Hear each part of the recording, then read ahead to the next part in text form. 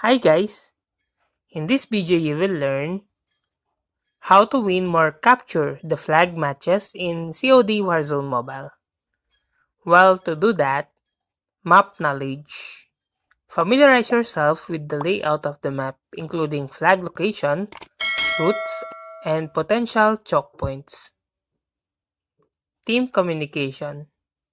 Coordinate with your team using voice chat or in-game communication tools to develop strategies and execute them effectively. Assign roles. Designate roles for each team members, such as defenders, attackers, and flag runners, to ensure a balanced and coordinated approach. Defensive setup.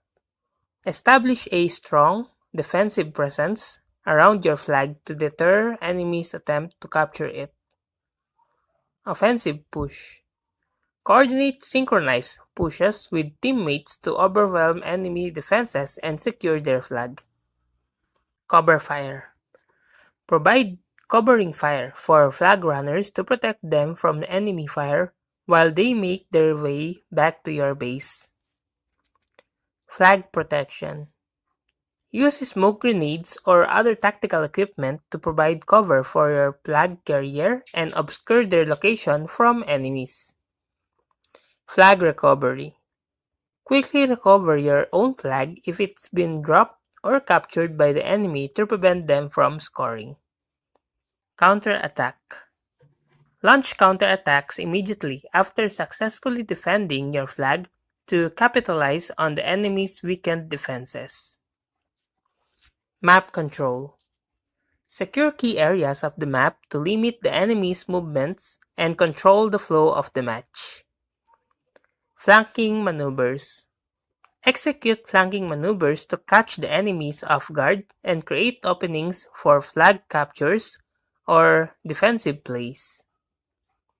Bait and ambush.